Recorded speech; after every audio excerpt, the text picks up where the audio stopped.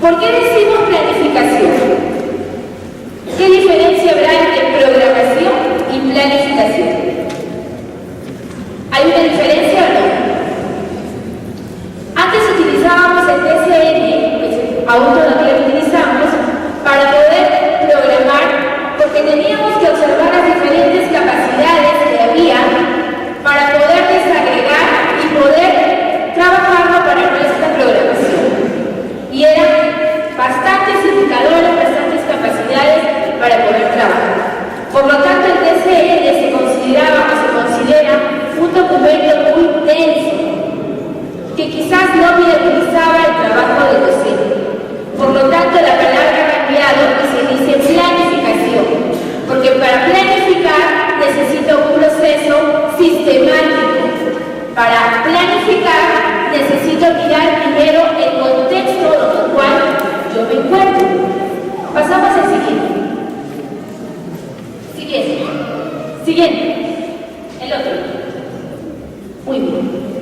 Entonces, para planificar, lo primero que yo tendría que hacer es cuál es el contexto en el que se realiza el proceso de enseñanza y aprendizaje.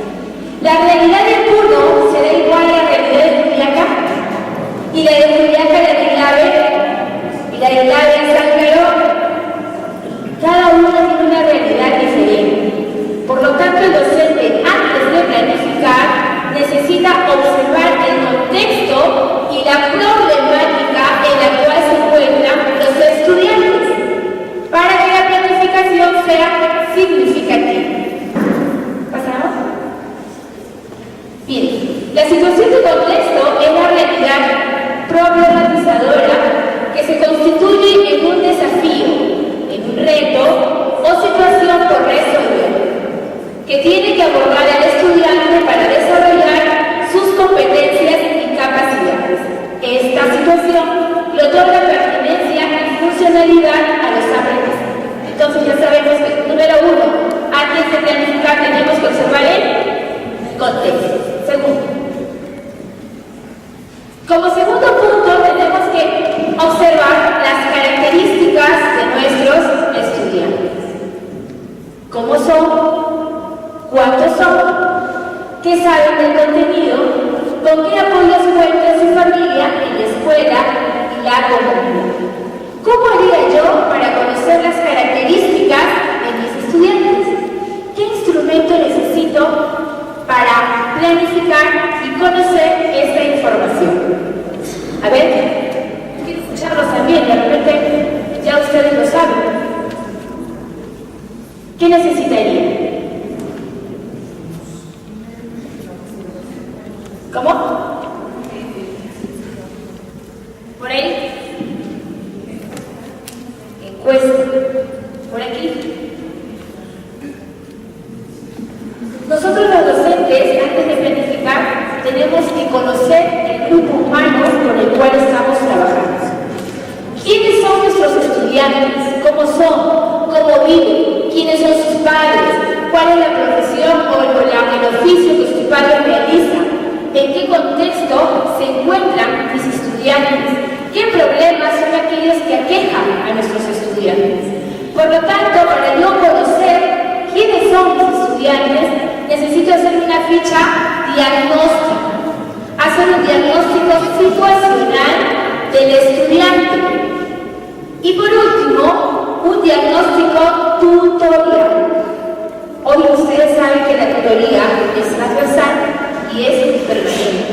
La tutoría se da desde inicial hasta secundaria. Por lo tanto, todos los docentes somos tutores, todos los docentes tendríamos que tener un diagnóstico tutorial, tan igual como situacional, porque necesito tener la información clara, precisa y medible para poder planificar. Entonces, si yo quiero trabajar un tema específico, necesito conocer las características de mis estudiantes. Ahora, para realizar un diagnóstico tutorial, necesito trabajar 6 áreas principales dentro de la tutoría. Los que trabajan tutoría ya deben de conocer cuáles son esas áreas. ¿Cuáles son? El área personal, el área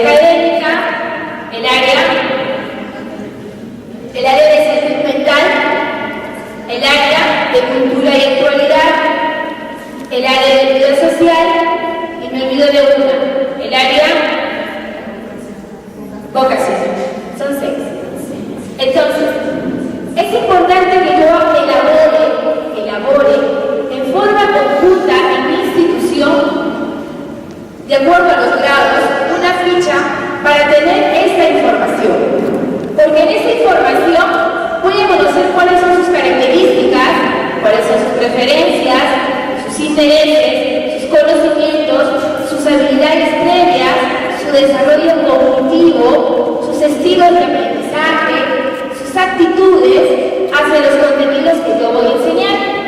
Y posteriormente me va a permitir este instrumento recoger información para poder planificar y ver a qué logros de objetivo me estoy dirigiendo.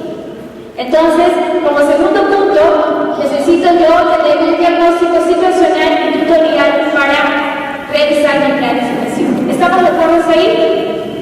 ¿Alguna pregunta ahí? Muy bien. Pasamos. Ahora nos preguntamos dentro de esta planificación, ¿qué van a aprender y qué competencias vamos a desarrollar? Antes de responder a qué van a aprender y qué competencias van a desarrollar nuestros estudiantes, yo les voy a preguntar, ¿qué es para ustedes una competencia? Es un saber actuar. Es un saber actuar. Resolver problemas y también lograr propósitos. Es un saber actuar, resolver problemas y para lograr el objetivo. Por aquí.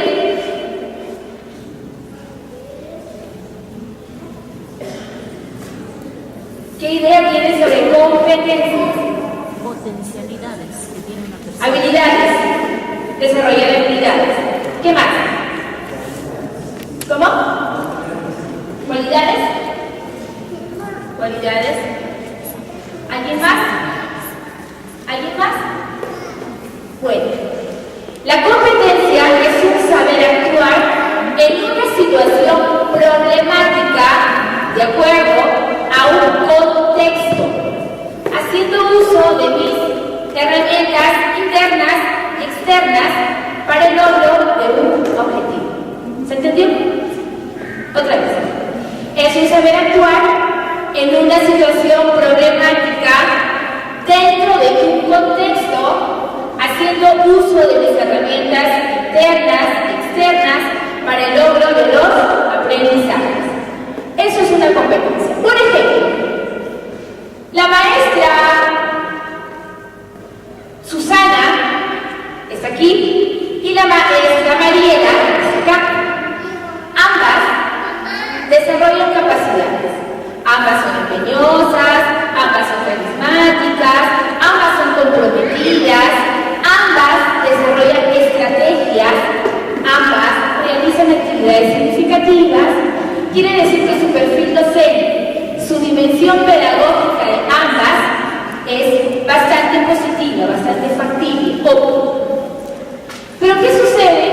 Que las dos tienen que realizar la misma clase en diferentes aulas.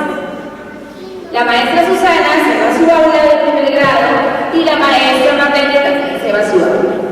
Ambas tienen que hacer uso de un CD que es indispensable para el trabajo que van a realizar o el logro de sus aprendizajes. Es parte de su estrategia. Pero resulta que llega la mañana, se va la luz y la maestra Susana le dice a los chicos: niños, se fue la luz, ¿ahora qué hacemos? No vamos a poder hacer lo que estaba programado.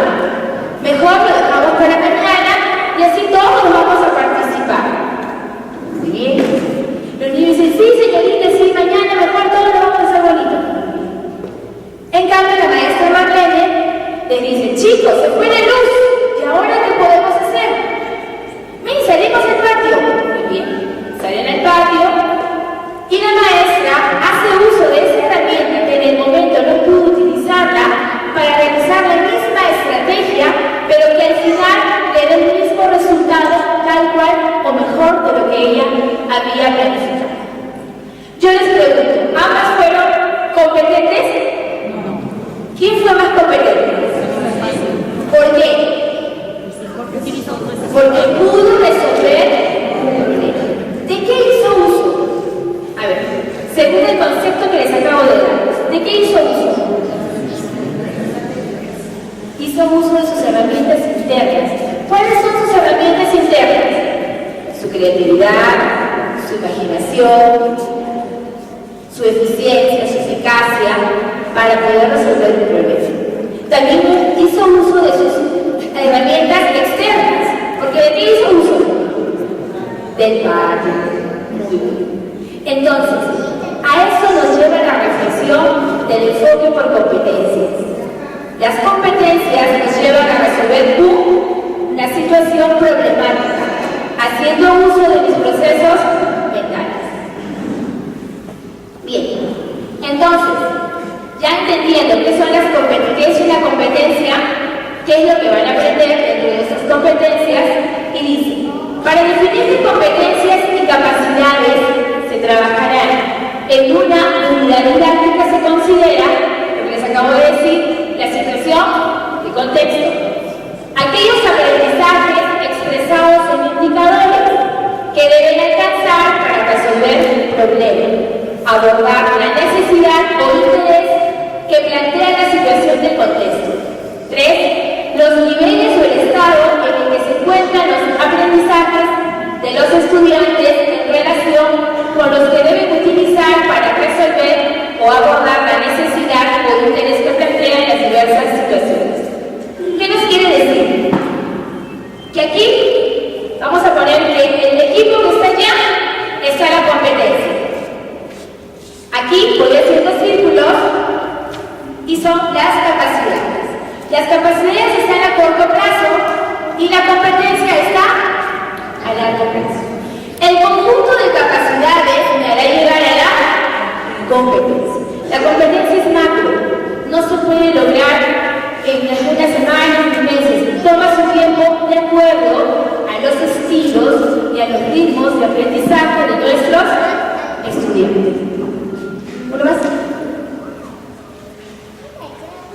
¿Qué van a aprender y qué competencias van a desarrollar? Como vemos, como les acabo de explicar, antes de la competencia, detrás están las capacidades, ¿no?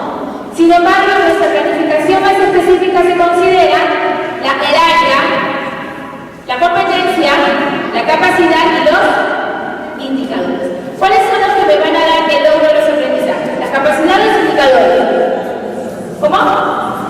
Los indicadores. Ahora, dentro de las rutas de aprendizaje están los indicadores específicamente escritos, textualizados. Por lo tanto, yo docente, lo único que tengo que hacer es precisar los indicadores, solo los preciso, ¿ya? No los contextualizo, solo los preciso. Continuamos.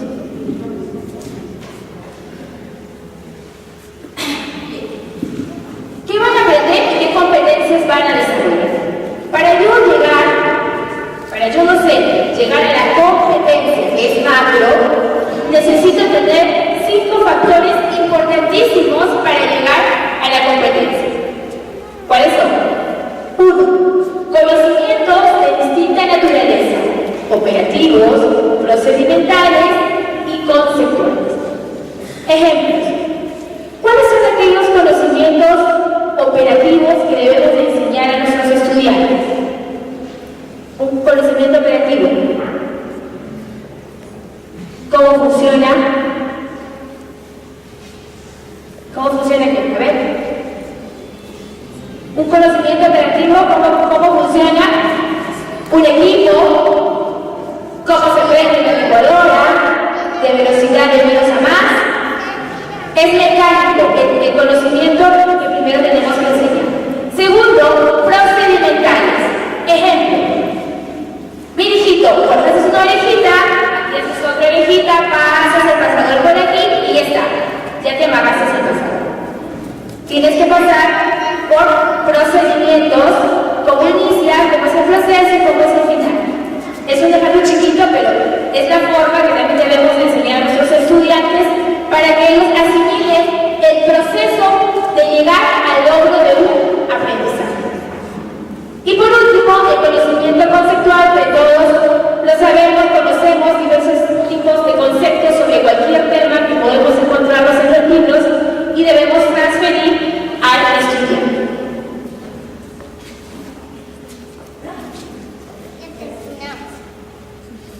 Bien, seguimos. Segundo factor, habilidades cognitivas. Entonces, las habilidades cognitivas son aquellas que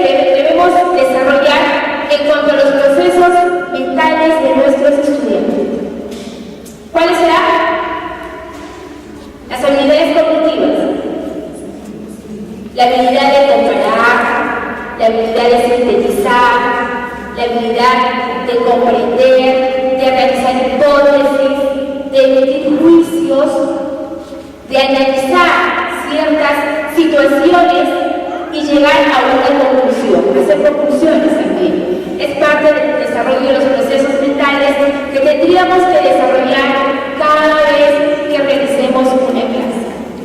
En toda sesión de aprendizaje debe existir altas demandas cognitivas. Altas demandas cognitivas. Bien, tercero, capacidades relacionales, manejo de conflictos, trabajo en grupos heterogéneos. Hoy en día, los estudiantes ya no están sentados como están ustedes. Los estudiantes trabajan de manera grupal, de trabajo en equipo. Desde inicial hasta secundaria, los alumnos deberían, en este nuevo marco curricular, trabajar por equipos de trabajo, porque desarrollando el trabajo en equipo podemos permitir propiciar capacidades relacionales. Si yo estoy dentro de un grupo y mi amigo, mi compañero me da una idea y que quizás a mí no me parece, ambos nos vamos a enriquecer, ambos vamos a desarrollar más ideas, ambos vamos a poder hacer uso de esos procesos mentales y nos va a permitir relacionarnos, enriquecernos ambos. Por lo tanto, dentro de la capacidad para llegar a la competencia, tendríamos también que tener en cuenta la capacidad relacionales para trabajar con nuestros estudiantes. No es solamente la parte cognitiva, es la parte actitudinal. Luego aquí, herramientas cognitivas como mapas, esquemas, organizadores visuales. Sucede, bueno, no sé si sucede aquí en Bruno, pero sucede, por ejemplo, que cuando realizamos una sesión de clase, generalmente se utilizan los libros, las láminas, y algunos docentes solo utilizan o hacen uso de los materiales educativos, tanto que sean concretos o materiales que nos mandan al ministerio, si que algunos los llevan. Pero resulta que no estamos haciendo uso de estas herramientas cognitivas, no estamos haciendo uso de los organizadores visuales, de mapas mentales que puedan organizar esos procesos cognitivos en el niño. Por ejemplo, supongamos que en este momento yo les muestro una figura en la lámina pequeña, un flashcard, digamos, del dibujo del lago Titicaca, ¿cierto? Entonces yo les pregunto, ¿qué es esto? El lago Titicaca. Luego coloco una flecha y digo, ¿qué hay en el lago Titicaca? A ver, díganme. Agua, ¿qué más? Peces, aves. ¿Qué más? Miren, lanchas, textos. Voy haciendo mi organizador gráfico con figuras, con esquemas, y voy realizando este mapa, organizando las ideas, que me den conceptos y que me lleven a una organización general del tema que yo estoy queriendo transmitir. Ahora, ¿qué me permite esto? Que el niño no me diga que eso es un largo, que eso es un pato, que eso es un pescado, no, sino que organice las ideas de acuerdo a cómo está organizado el mapa. Eso me va a permitir que el alumno desarrolle procesos mentales y organice sus ideas cada vez mejor. No solamente que el niño hable, sino que lo exprese, que lo organice. Por lo tanto, necesitamos hacer uso de esas herramientas cognitivas, ¿no? Y en secundaria, trabajar otros aspectos como la técnica de Ishikawa, de inicio a término, para que nos dé también un aprendizaje finalmente que va a ser significativo para el estudiante. ¿Estamos de acuerdo hasta ahí? Tenemos que hacer uso de esas herramientas cognitivas, porque si no hacemos uso, no estamos operativizando el cerebro de nuestro estudiante y no estamos creando más sinapsis para que los nuevos aprendizajes sean más visibles. Falta uno.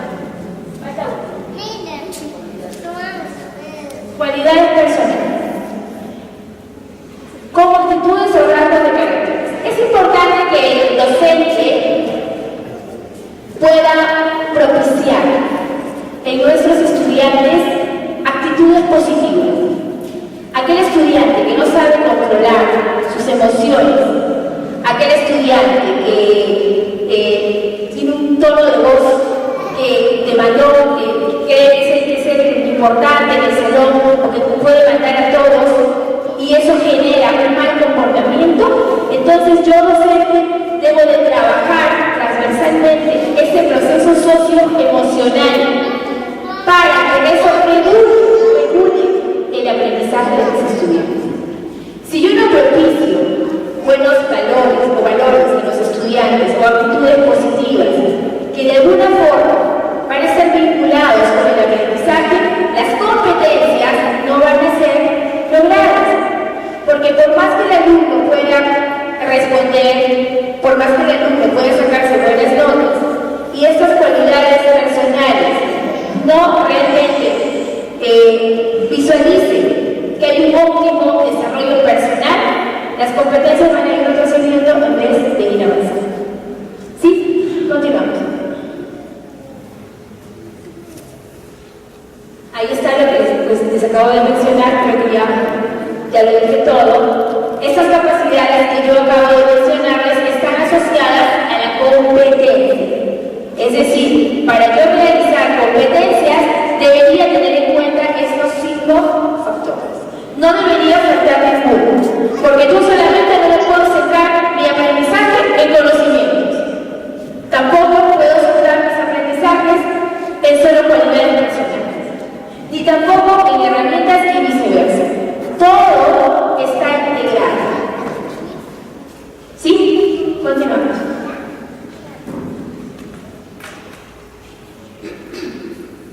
Estos conocimientos, habilidades, destrezas o aptitudes están expresados en los indicadores de las rutas de aprendizaje para el caso de las competencias vinculadas al aprendizaje de matemática, comunicación y ciudadanía.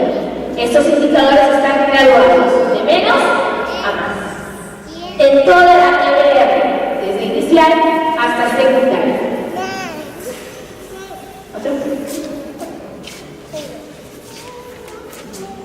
Para los aprendizajes que aún no cuentan con rutas de aprendizaje, el referente son las competencias y capacidades expresadas en el diseño curricular nacional. El esfuerzo que tenemos que hacer en este caso es en elaborar nuestros propios indicadores que den cuenta de la evolución del aprendizaje. Por ejemplo, preguntas de ciencia todavía, de ciencia y ambiente, y nosotros tendríamos que ir a nuestro DCN y poder elaborar nuestros propios indicadores de acuerdo al contexto que estamos trabajando y vinculado a nuestra unidad de aprendizaje con nuestro proyecto de aprendizaje.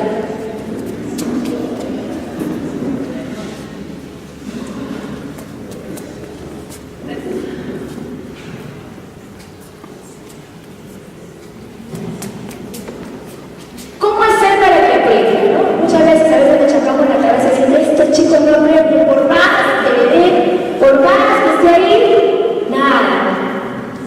Es que a veces tenemos que preguntarnos cuáles son las estrategias que estamos desarrollando con nuestros estudiantes. Sucede que muchas veces hay 2 factores. El docente llega al aula y no llega motivado, no llega predispuesto, no llega innovador, llega con toda la problemática que trae de su casa, llega con todo el fastidio porque ya hasta aquí le llegó el director y simplemente quiere cumplir hasta la 1 y en algunos casos. Pero a veces se observa esto porque podemos decir hoy en día que hablamos de los 8 compromisos de la gestión escolar, hablamos de 8 compromisos, y en el 7º compromiso hablamos lo referente al clima institucional o al clima escolar. Entonces, si yo docente no me siento bien en mi institución, ¿cómo puedo dar, cómo puedo enseñar si mi predisposición no es óptima, no es favorable, no es buena? Por lo tanto, se requiere que el docente planifique la conducción de los procesos de enseñanza y aprendizaje. Primero,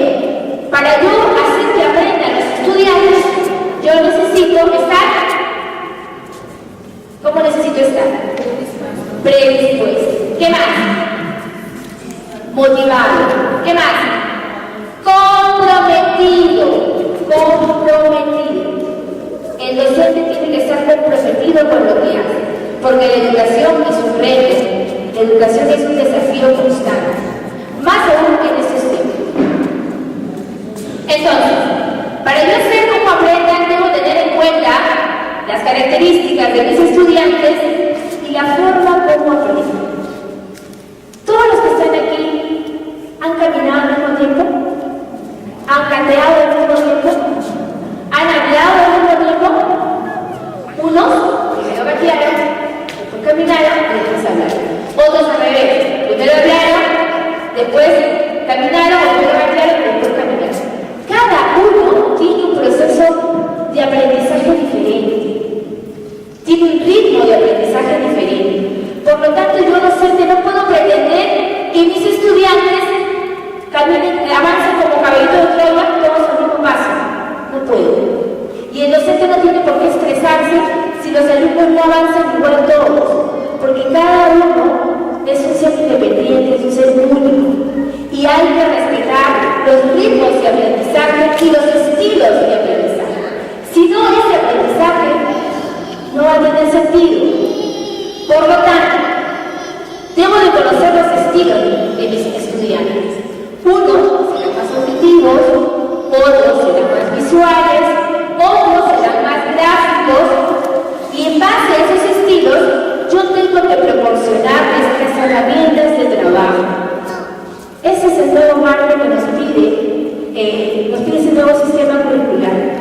Que nosotros bajemos al nivel de los estudiantes, no de nosotros, ellos estén a nuestro nivel, sino que nosotros bajemos a su nivel. Por lo tanto,